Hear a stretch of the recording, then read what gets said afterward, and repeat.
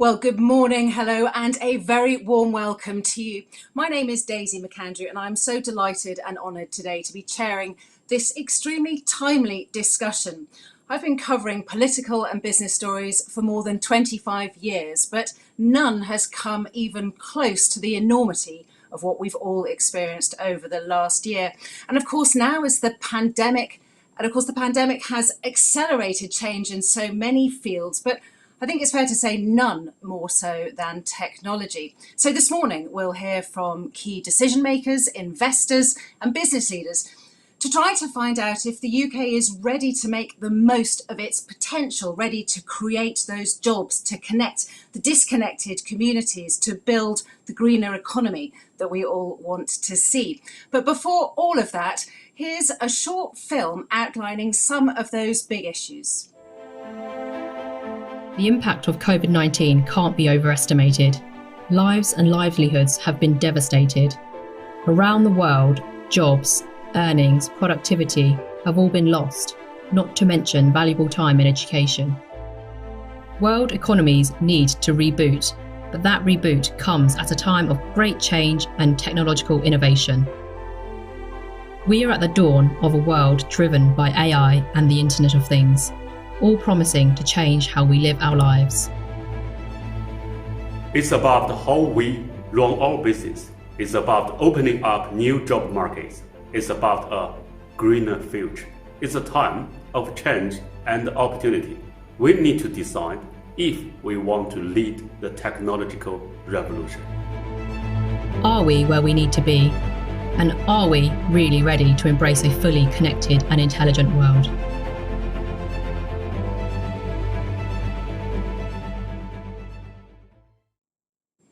Okay, well, lots of challenges, lots of opportunities, and lots to think about and talk about. So let's get stuck right in. Joining me now for my first chat is somebody who's been at the heart of government, big decisions in government regarding technological infrastructure. She served as the Secretary of State for Digital Culture, Media and Sport, and is now the chair of the Commons Procedure Committee, the Right Honourable Karen Bradley MP. Karen, a very good morning and a warm welcome to you. Thanks, Daisy, and nice to see you. Karen, if we might do a little bit of reflection on the last year. Obviously, the pandemic has affected all of us in some way in our lives, but I wonder what it's taught you and those in government about the role of tech in our lives. Yeah, well, I mean, who would have thought we would experience what we have over the last more than 12 months now? And if the title of this conference is How Tech Can Help the Economy, well, tech has meant that we have an economy to help. If it hadn't been for technology, I suspect we would have been unable, first of all, to lock down the way we did. And we wouldn't have the businesses ready to get going again now as we come out of lockdown. So, the very fact that we have the interminable Zoom and Teams calls, which we've all got used to, has meant that business has continued. But it's more than that. It's things like the click and collect and online services. If it wasn't for online retail, there would have been real problems with food supply right at the beginning of the pandemic, and it was difficult enough to get that slot in the online supermarket. But it meant that local shops, independent shops, were able to start supplying in a way they would simply not have been able to do without technology.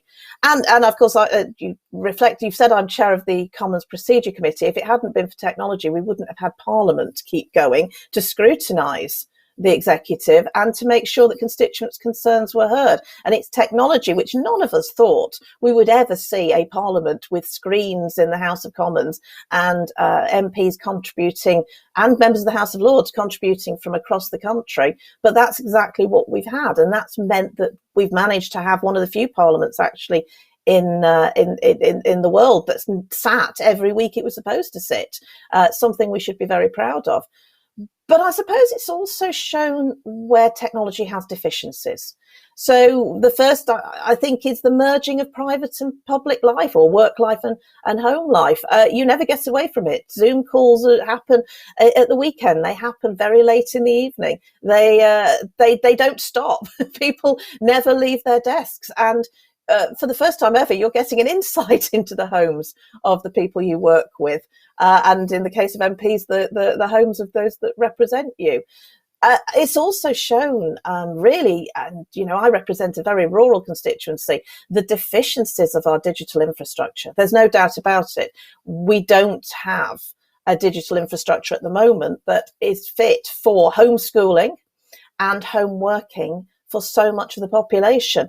And I think those are the areas that we need to focus on. And then finally, just the deficiencies of the software, spontaneity and human interaction is really difficult. And things have improved. I mean, for goodness sake, if you think back to how it was 12 months ago, it was amazing to think that we would have hands up and to speak and thumbs up on your Zoom call and all those other things. But we're also very used to you're on mute. So I think we know now that there are incredible deficiencies with the software, which we need to work on.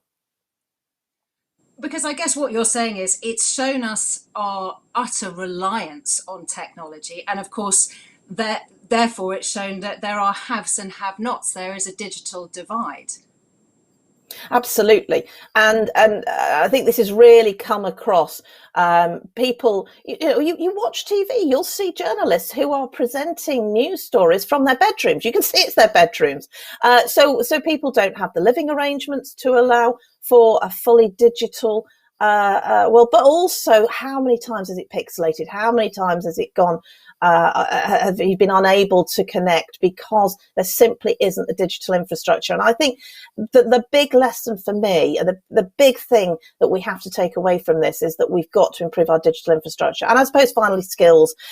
People have got a lot more adept at using the technology, but there's no doubt that the digital skill divide is really significant, and homeschooling in particular has brought that home in a way where we've seen that some young people, yes, they have the technology and they have the access to the internet and they've been able to do their best with their lessons. It's never as good as being in the classroom, but there's many young people that simply don't have access to that. And I saw when I was culture secretary that the use of libraries was increasing because that was where young people who were from deprived backgrounds were getting access to digital infrastructure. The libraries were closed and that simply wasn't possible. And Karen, do you think that there's a sense that now that the politicians themselves have had to rely on that technology in their rural constituencies or wherever they've been working from home from, has really rammed home to them the importance of that, instead of them all working from Westminster as they used to do, where they have fantastic internet access and so on? I wish the House of Commons was that fantastic for internet access. It's actually one of the poorest places in the country because of the structure of the building, but that's irrelevant. I mean, the House of Commons operated before this by people seeing each other physically, and that's not been possible. But it, of course, has brought this home. And I would say there's a few things that, for me, I would like to see. I mean, we're talking about that green recovery. Well, technology has to be part of that. We need to make sure we've got that internet access. And unfortunately, I think government has and regulators have relied on a value for money argument for far too long when it comes to the services that are provided. Actually, we need another incentive here for regulators, and that is the very best, fastest service that can possibly be delivered. And it's very difficult. It's not like just clicking a switch. You do actually have to do some really big work, digging and going into the ground. And it's a major infrastructure project, but it has to be done. It is absolutely worth the money. We have to future-proof our digital infrastructure, and we have to get the right regulation for startups. We have to make sure that where startups have great ideas, they are able to access finance and they have the right regulatory structure. And we're out of the European Union. We're not reliant now on agreeing regulations with 27 other countries. We can do what's right for the United Kingdom. We've got to be brave and we've got to do the right thing now. I just want to pick up on what you were saying about that value for money issue, and also your last point about being brave, because often one of the criticisms that's been pointed towards politicians for decades, for centuries, has been a sort of short-termism, because of the nature of politics being re-elected every few years, and that there are very few politicians or governments who are really able or willing to look at the long term, because they know that expensive infrastructure projects that take years and years and years might not benefit them at the polling station. Do you think that's been fair in the past, and do you think that attitude might be changing now? It's absolutely fair in the past.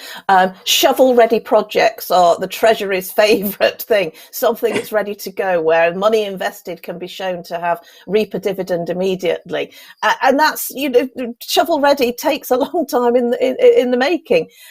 When I was Culture Secretary, I was made Culture Secretary in 2016, and I inherited a programme of upgrading cabinets, the Superfast programme, upgrading the cabinets to fibre, and then shooting the fibre down the old copper wires into people's homes. That was a decision that was taken in 2009, and I inherited that in 2016. And trying to then build on top of that, you can't just undo what was agreed previously.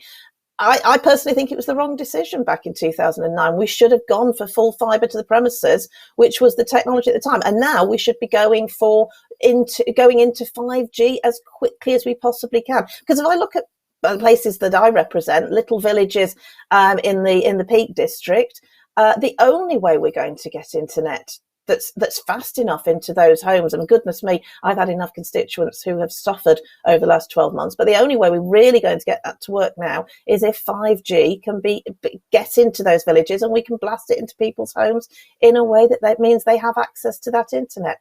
That's going to need some long-term decision making, and I hope that's all politicians have seen what can happen if your technology isn't good enough. Let's hope we can all come together and have some consensus around this now. And also, it's not just if your internet isn't good enough now, but thinking about as a country how we can really leap onto these new technologies, whether it's AI, whether it's IoT. But of course, that's all a bit pointless if you haven't got the 5G to conduct it on. Absolutely. There's no point developing driverless cars unless you know that you've got 5G along all of your arterial roads that the driverless cars can drive along.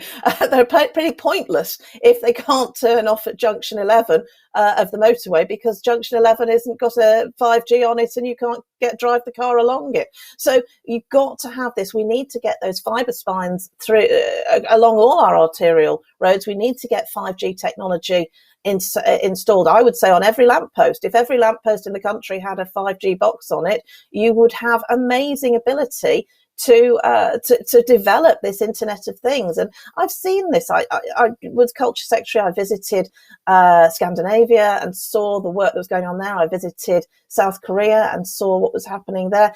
It's light years ahead in many ways of the ambitions that you see in the United Kingdom. And I want us to be just as ambitious. As I say, we have that opportunity now. We can do regulation that's fit for us.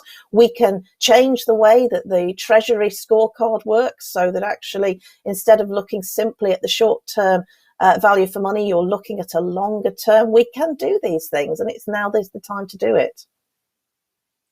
Well, so many challenges there, so many things that the government really needs to get on top of. But Karen Bradley, thank you so much for setting some of those out, particularly with your experiences having been Secretary of State for Media and Culture. Thank you so much. But of course, it's politicians who provide the framework, but we all know that it's businesses, it's entrepreneurs who actually make it happen, making my next guest the ideal person to talk to me about how we can bring some of those opportunities that tech offers to life. Sherry Coutu is an expert in the digital sector. She's an entrepreneur and investor in her own right, as well as advising DCMS. She's also a non-exec director with several businesses, charities and universities. And on top of all of that, she received a CBE for services to entrepreneurs. Sherry, very warm welcome to you this morning.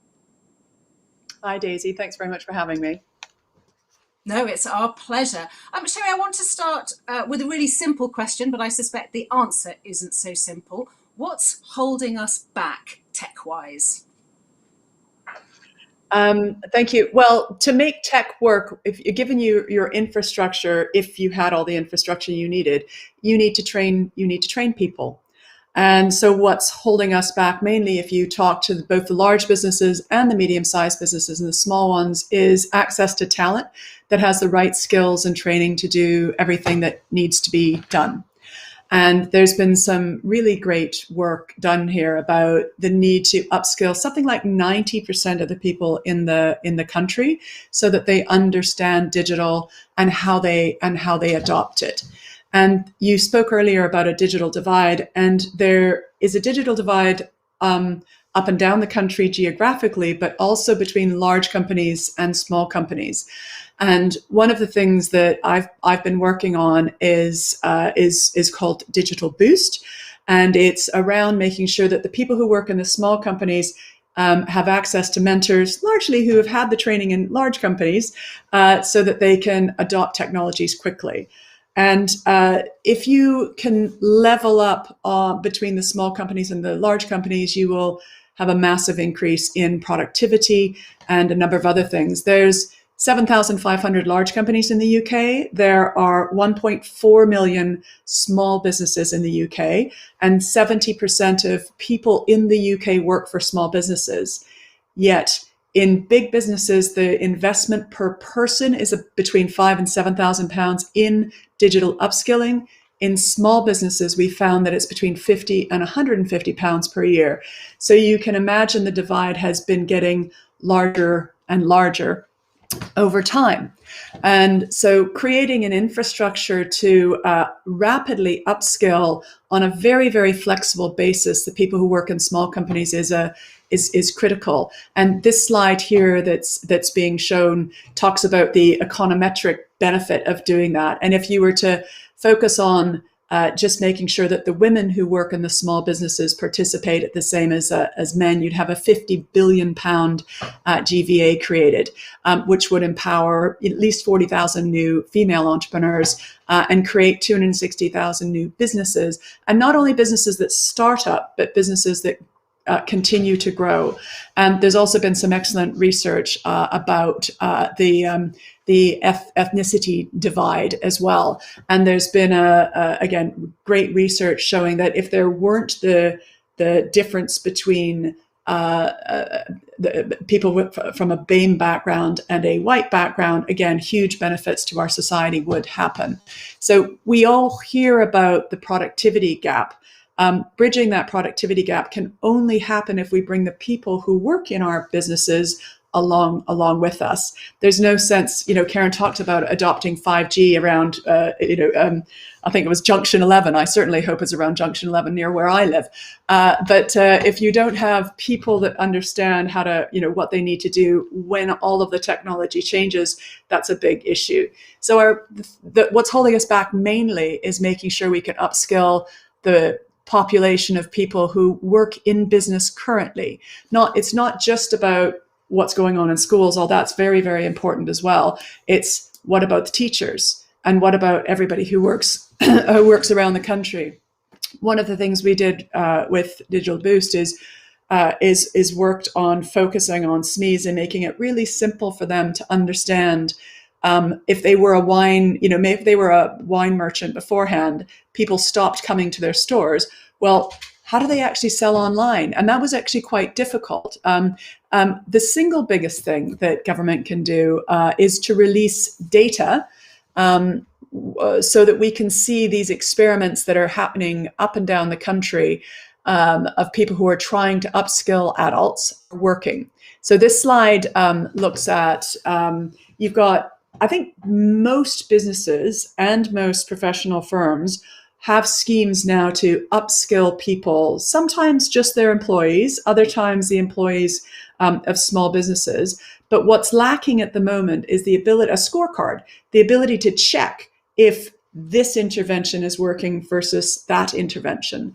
And I think there's a single solution to this, and is if the government were to be able to release the data at the request and with the permission of the owner of the data, the person who works for the SME, so that you could see whether or not this upskilling is working for them, this program that they tried is working for them, that grant that they received is working for them.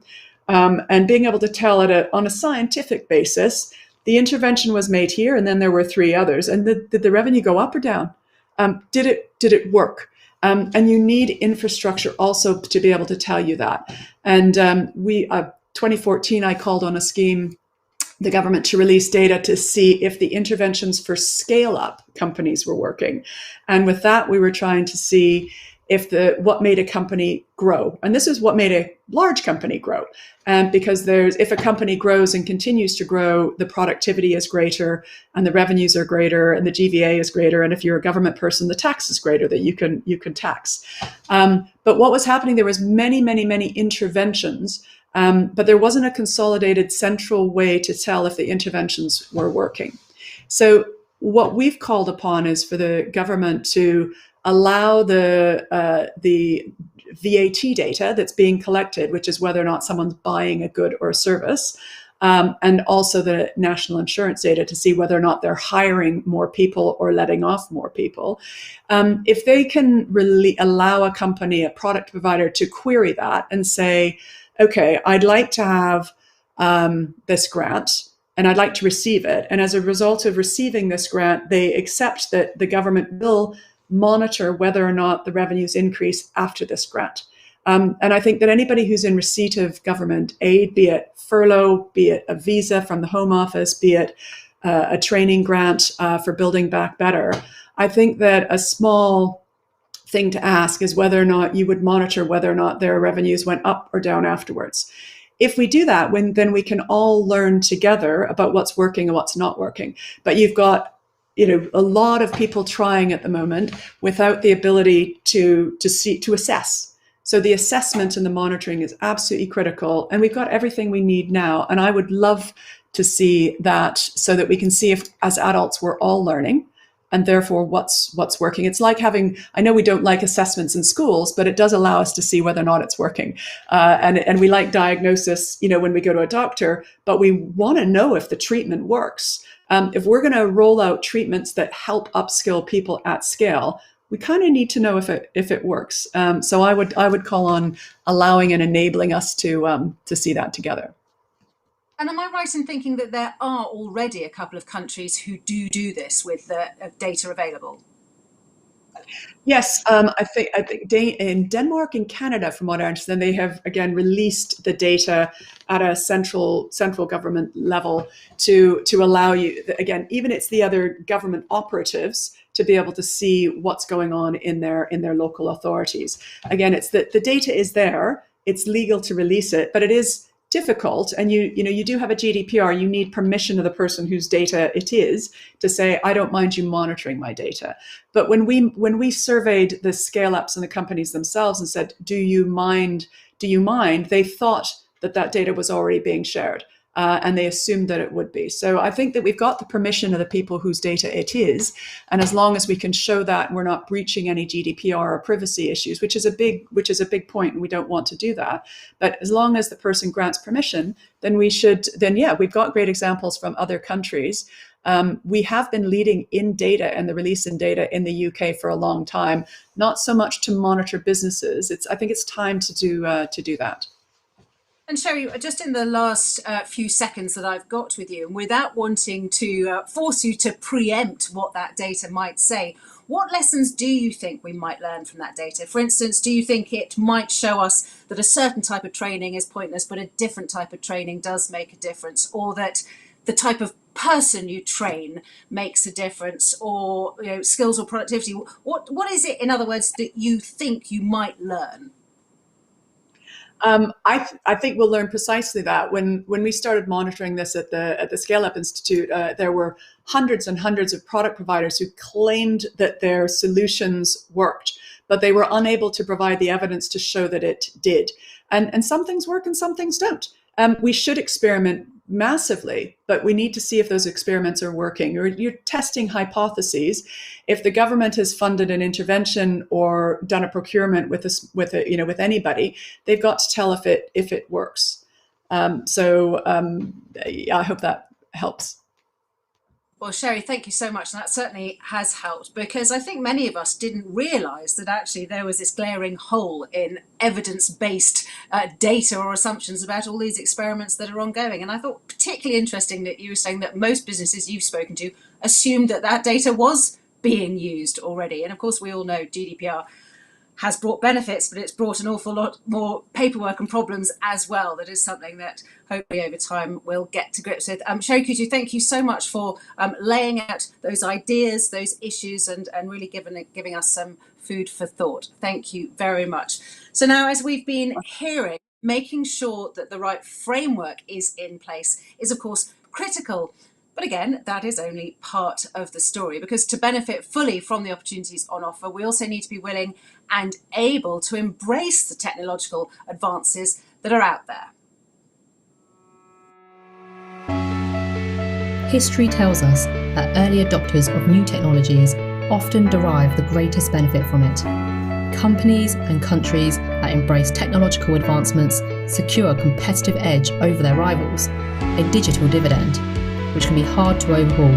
Not only do they benefit from the technologies themselves, they also help to develop industry standards and shape the future direction of travel. So, how does the UK's progress compare globally? Research showed last year South Korea, Switzerland and the US leading the way in the adoption of 5G, with China, Germany and Japan catching up. The UK ranked 7th, but is falling. So, what's at stake? And how can the UK best position itself to benefit from technologies like 5G, AI and the Internet of Things?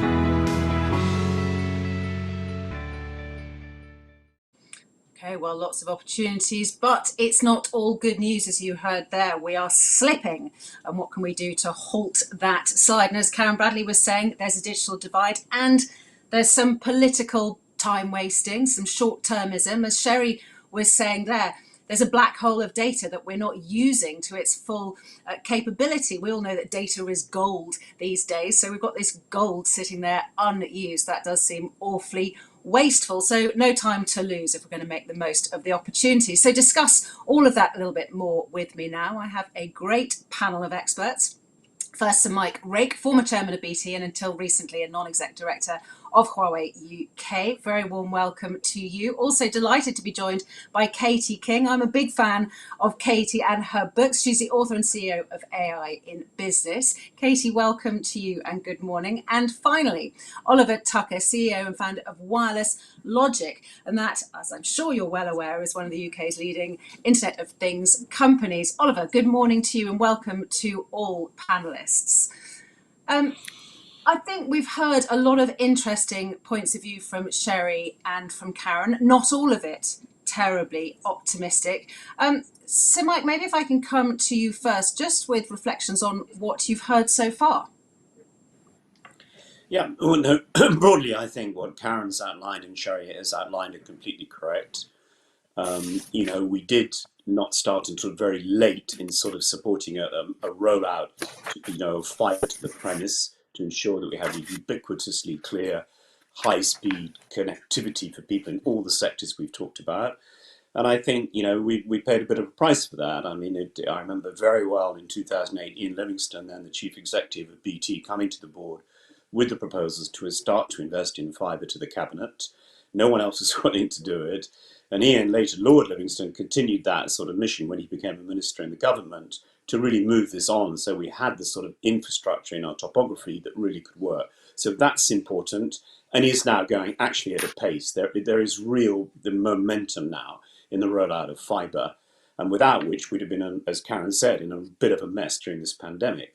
I think it directly links to 5G, where actually the government quite rightly, and I was there, put pressure on BT to really invest early in 5G, and we did. And I think we were actually making quite a lot of progress. And I think, unfortunately, political decisions have got in the way of being able to choose suppliers who had the best kit at the best price, and actually with very clear security coverage for them. So that, unfortunately, I think will set back, as certainly independent surveys have shown, the 5G rollout. But it is a political fact, and we just have to get on with it. The other providers are moving in, to expand and improve their capabilities and research. And we need to do that because 5G does make that difference to connectivity, to speed, to dealing with the latency issue in those areas where we haven't yet got fibre, as I think Sherry was referring to. So all of that, I think, is critical just to move on, be fast, be effective, roll out the fiber, roll out the 5G, don't allow any further purely political decisions to get in the way of our economy. Katie, you're an AI expert. I mean, it was only a few years ago where AI was simply not a mainstream subject of conversation. Now, of course, it affects all of us all the time. But are we slipping behind other countries? And what does it matter? Yes, it's huge impact, Daisy. If you let's look at the facts, because we've all got opinions, but the facts, if we look at the patents filed for AI, the UK is far, far behind. You know, we have China with 106,000 filed, and the UK, or certainly Great Britain, with 535. So I think Europe and the UK are way, way behind and slipping. I mean, we certainly are putting ourselves forward as that barometer for ethical AI and doing some amazing work in that space. But certainly, and it's frustrating, you know, what we've seen there on the videos and what we heard from Sherry and from Karen, because COVID has broken through those cultural barriers, and you know, we have accelerated that digitization. And if only now we hadn't let things slip behind, you know, we could really be able to take advantage of it very, very quickly. We need that digitization, we need that data to be able to take advantage of AI across our education and every aspect of our personal and business lives. Oliver, you're an Internet of Things expert, and we've talked about the opportunities that IoT and AI present. But how do you think the tech sector can drive growth? Can it do it without the support or more support from the government?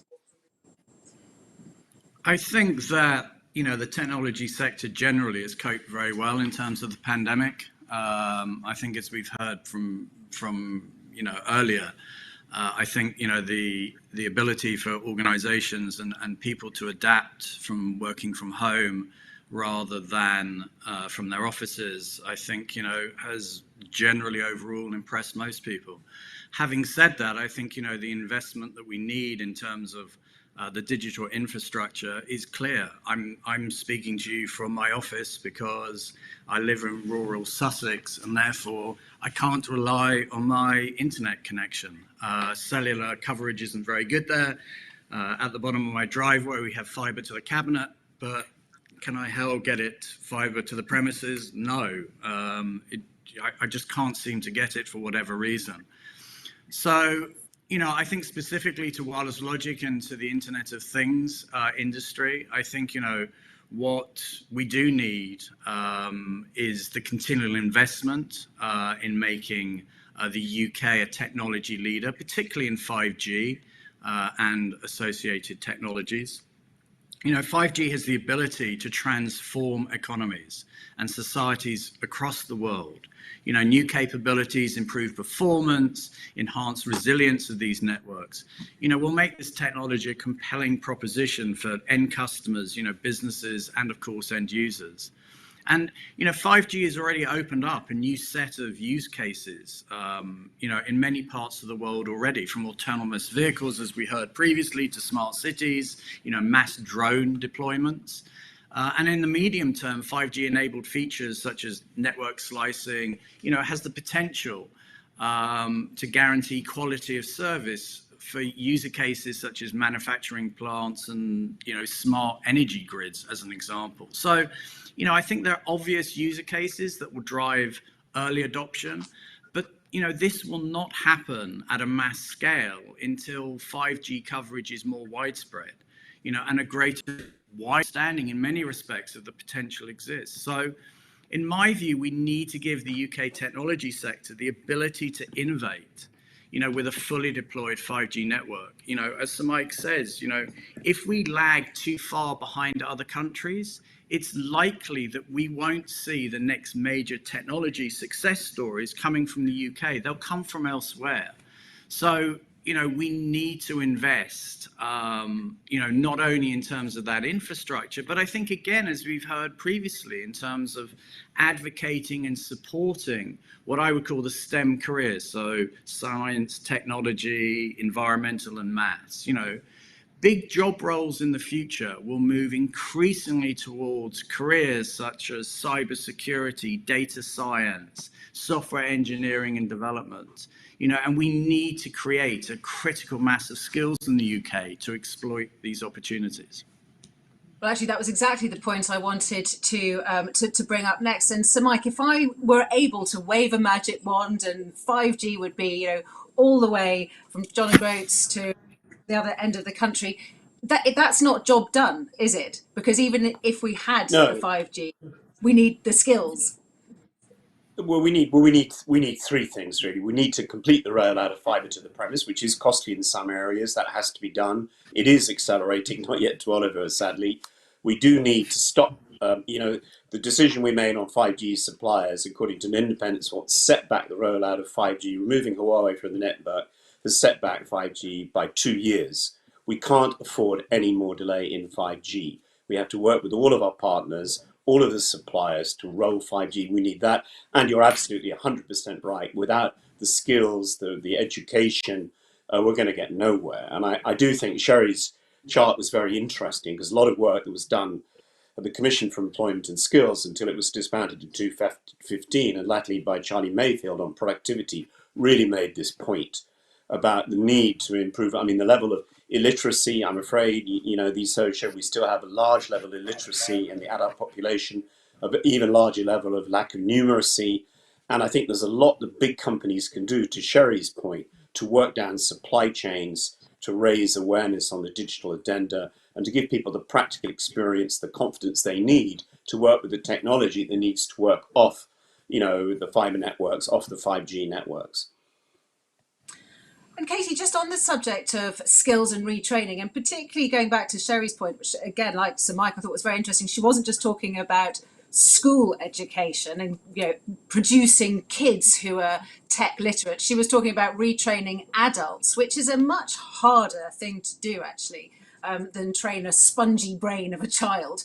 But so there's that issue, but there's also the issue which so many people are worried about of AI and tech replacing jobs.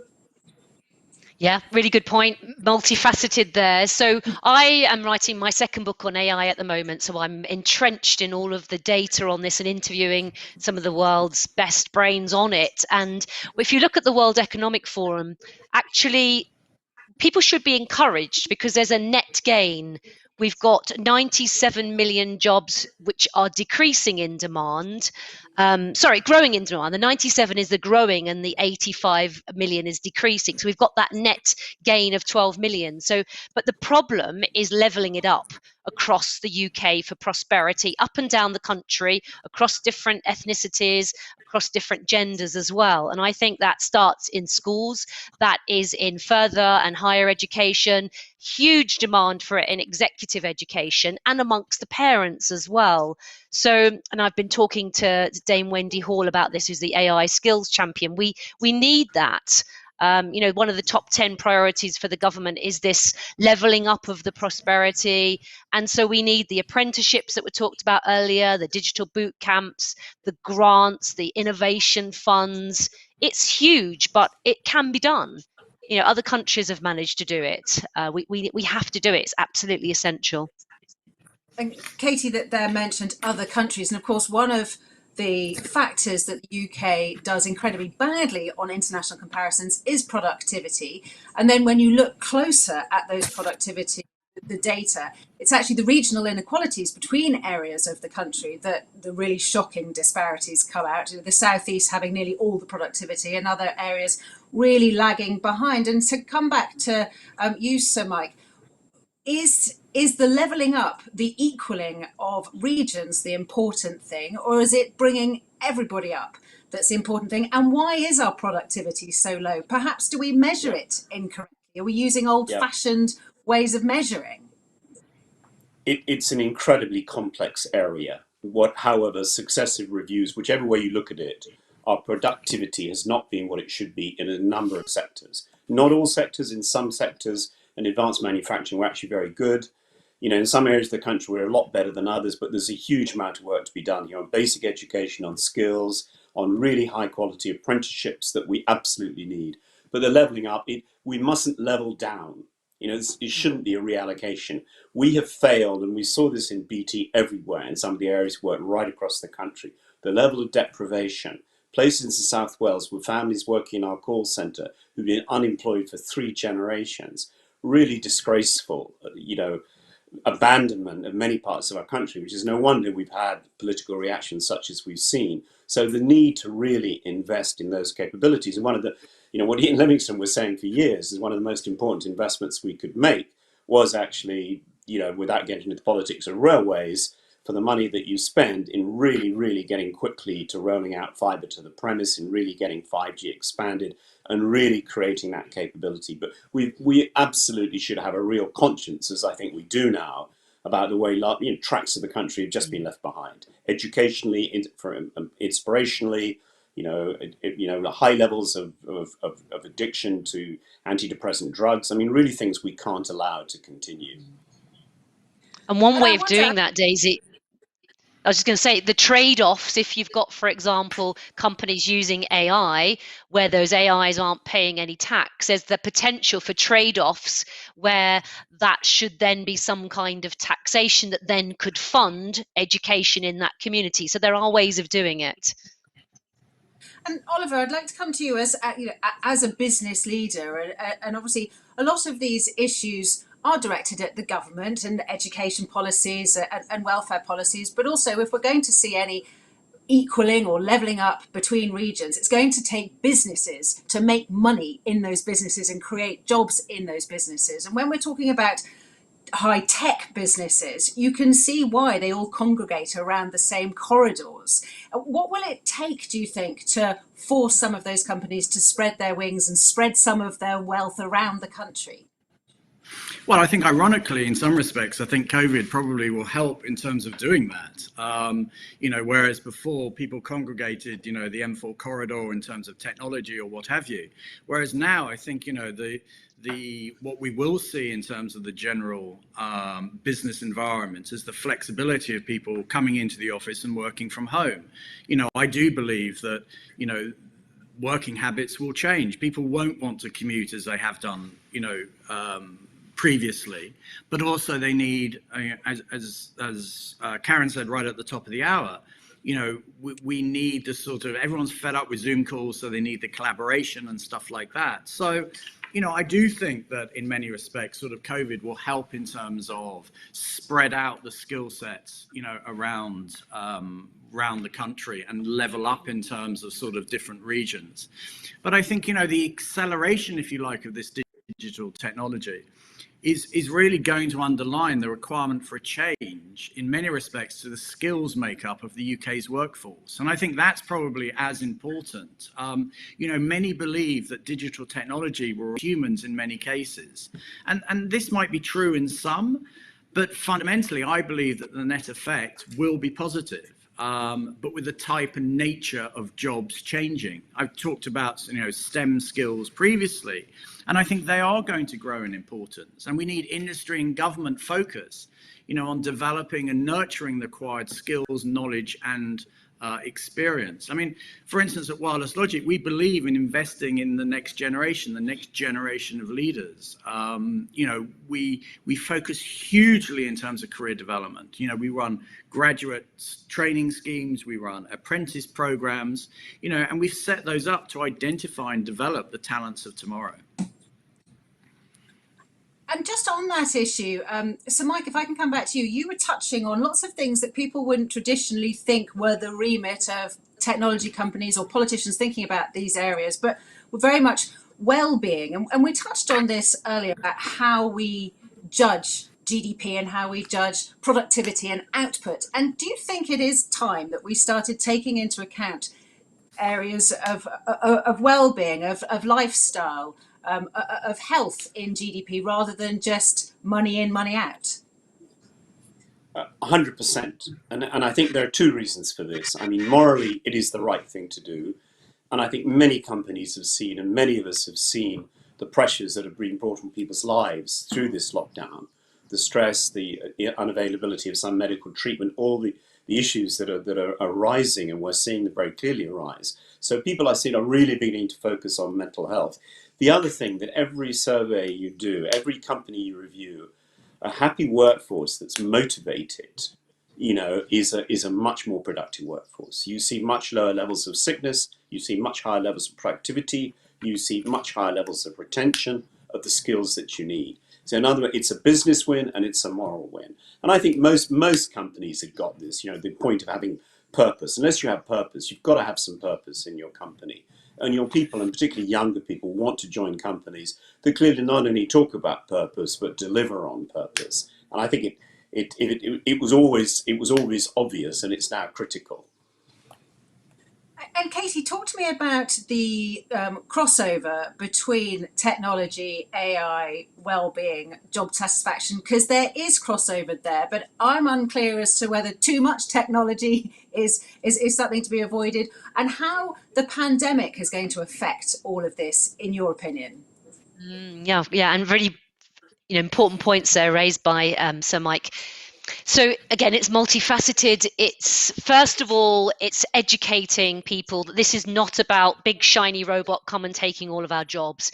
If we allow AI fully into our businesses, into our world, then as we've seen with the acceleration of medical supplies and vaccines, it has the power to accelerate that drug discovery and to do incredible things for our lives. It's not taking all of our jobs. It is doing what I call in my books the 3Ds, the dirty, dull, and dangerous. So if we allow AI tools in our marketing, in our HR, in our homes, to do some of the mundane, boring jobs that have been, if we're fed up, we come back from a day or a week of work and we've got a house to clean.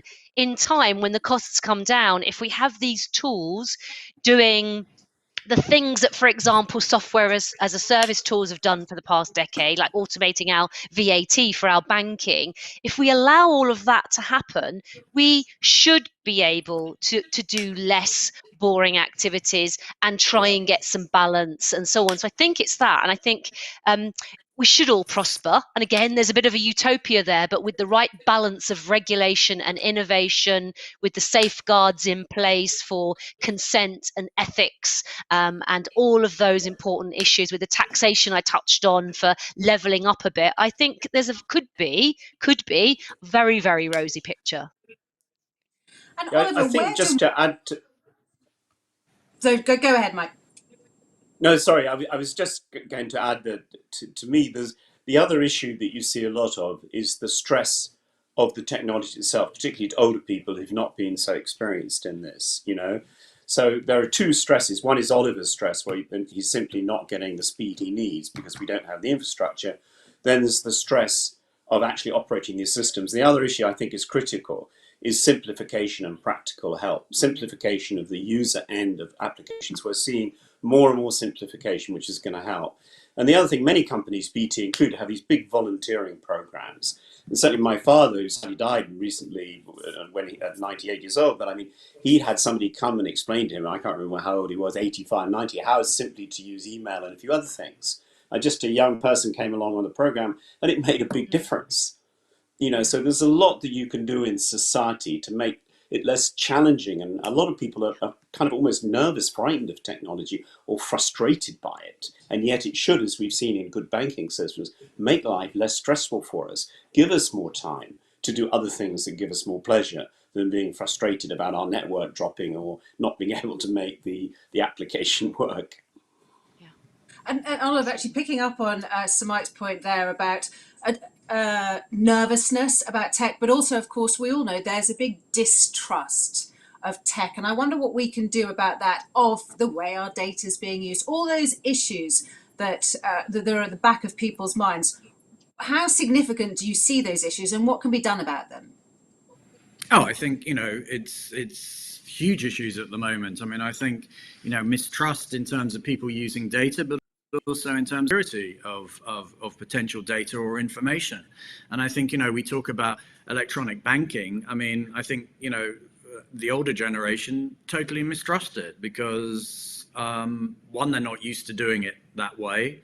And two, to send information or access information over the internet, I think they see it as fraught with a huge amount of security risk. And we see that within the IoT industry specifically. You know, that in some respects is what has held back the IoT industry, because you've heard of all these kind of horror stories about, you know, assets out in the field, you know, whether they're baby monitors or security cameras being hacked, etc. And that's what really concerns people. So I think that, you know, when you look about the transmission of data, and don't forget, a lot of the data within the IoT industry is not nice to have information. So, you know, information that you use on your Facebook or LinkedIn or whatever, that's nice to have. A lot of it is mission critical data, because you're monitoring, you know, diabetes, for an example, or you're, you know, sending information about where a delivery driver is going for a pickup or delivery, or what the temperature of the trailer is at the back, or all that. That's mission critical data for a business. And therefore, you know, having the appropriate infrastructure, the service level agreements, the security of that data, because some of it might be not only mission critical, but might be sensitive information.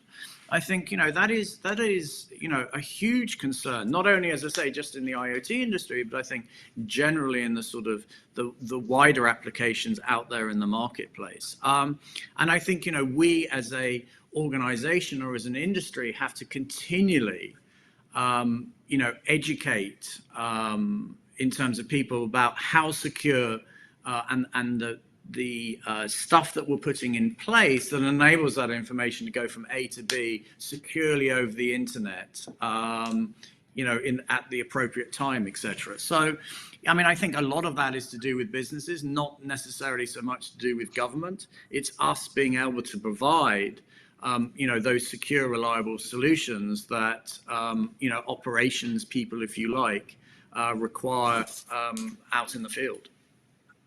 So I've got just a few seconds, and I'm going to have another small chat with Karen Bradley in a minute. But before I do that, I would love from the three of you. Karen is obviously not here as a representative of the government, but she has held senior office, Secretary of State, responsible for this area. So if there was one or two things that you want to see done by the government, what would it be? And I'm going to start with Mike, then Katie, then Oliver to finish. Mike. No, look, I think there has to be, and there is, a focus on supporting the industry. The industry's got it on moving, on rolling out fibre. I think the government has to not allow any further, non-evidence-based sort of approach to restriction of supply. Would be very dangerous for the rollout of 5G at speed. Any further restrictions would be. So a one to do, continue; one not to do, stop getting politics in the way of rolling out this incredibly important technology. Okay, that was very concise. Katie? I agree, but I would add its funding. So for me, it would be across the UK, particularly in the regions where, for example, across universities, there's more funding available, innovation grants to help the local smaller business community through innovation grants where they, for example, for AI can access somebody with a PhD and develop something for their smaller business that enables them to take advantage of that technology. For me, it is about the money and as well as education. And finally, Oliver. I mean, I think it's very much in terms of we now need to capitalize on this digital acceleration that we've seen in particular over the last sort of 12, 14 months, you know, by supporting those businesses so, you know, that they continue to thrive. And I think, as I say, you know, it's investing in the infrastructure to make sure that we don't get left behind and that, you know, the future success stories come out of the UK rather than elsewhere. And I think finally it's investing in terms of the new skill sets that are going to be required, if you like, for the new economy. Well, plenty to do in the in-tray, so I will put those points to Karen in just a second. But for now, I just want to say a very, very big thank you to Sir Mike, to Oliver and to Katie for joining us today. I'm really opening up an awful lot of avenues for discussion and hopefully movement and decision making and success. So thank you so much to all three of you for that. And now I'm delighted to welcome back Karen Bradley. As we said at the beginning, Karen sat in government, Secretary of State responsible for this area, is now chairing the Procedure Committee. Karen, thank you so much for coming back. I'd just love to get your views, having listened to Sherry and those really strong arguments she was making for the government releasing the data so we can learn the lessons from it. I wonder what your view is on that. And then specifically your views on what our panel was talking about, the regional funding, help for SMEs, and really capitalising on the acceleration that we've seen during the pandemic. Yeah, well, it's been a fascinating discussion, and I think we've heard from real experts in the field giving some really important points about how we can capitalise, as Oliver said, on what we've learned over the last 12 months. In terms of the release of data, evidence-based policy is always better than non-evidence-based policy. It clearly is much preferable if we know that something works when we roll it out and we invest the money in it, because let's face it, government is investing your money as taxpayers, and we need to make sure we're investing it, the government's investing it correctly. There's always going to be people concerned, and the point was raised by a number of contributors about the concern people might have about the use of their data, and I think there's some real work needs to be done on that. But I'm personally think that if we can get data and we can get information there, that is going to help people with the trust of these matters and know that it's evidence-based. And then I suppose, the real takeaway for me is around the skills and around how we make sure that across the whole country we have the skills in place, and we have not just new graduates and access to new graduates, but also adult education. I think we need more flexibility in our further education providers to make sure that adult education can be provided as and when needed, so that we can upskill, so that people are not worried that AI is going to take their job away. Actually, what AI is going to give them is the ability to do a more interesting, exciting and more profitable job. And just very briefly, Karen, on that issue of releasing the data, it kind of presents a wider issue, doesn't it, about governments and politicians being willing to learn from mistakes, try things willy-nilly and then work out which ones work and which ones don't. But I think sometimes politicians are not willing to say, well, we tried that and it didn't work. Well, look, the pandemic has been the classic example of that. We have seen politicians faced with unprecedented situation. I know that's the word of the year, unprecedented, but it genuinely is unprecedented. Nobody knew what was going to happen, and nobody knew how this virus would work and how it would affect us, and therefore politicians have had to try things, and some things haven't worked, and I'm sure when we look back we will say that wasn't the best decision, even if it was the best decision taken at the time on the evidence available. But where things have worked, let's build on it. So I think we've seen a real life experiment of how things can go wrong and how politicians can learn from it. And I hope that will be a lesson we'll all learn for the future, and not be scared about saying as politicians that actually that wasn't the best way of doing things. This is a better way. Yeah, in fact, that's such a good note to end on. Taking success or victory from the jaws of defeat and being able to stand up and say, we tried it, we gave it a go and it didn't work, perhaps is one of the benefits of all the horrors of the last year, an ability to analyse mistakes and learn from them. Karen Bradley, thank you so much for joining us this morning. As you said, it really was really well-informed and interesting debate. Lots of food for thought. And I want to say a very big thank you for watching and joining us from your home or your office or wherever it is that you're joining us from today, joining us in this really crucial discussion. And it's clear from those discussions, isn't it, that opportunities are abundant, but there are also challenges and there are risks. In order to take full advantage of those opportunities, we need to be quick, as so many of our panelists and speakers were saying, and the window is narrowing. Well, just before I go, I just wanted to let you know that there is a new podcast coming soon, which Huawei is launching. It's going to be called the Tech Podcast, and it'll be focusing on the key issues in and around technology here in the UK. The first episode will feature parts of today's conversations, and I'm told will be available in just a few days' time. So do check it out when it's available. Just another big heartfelt thank you from me for joining us today, and a big thank you to the panelists. Thank you so much. Have a great day, and goodbye.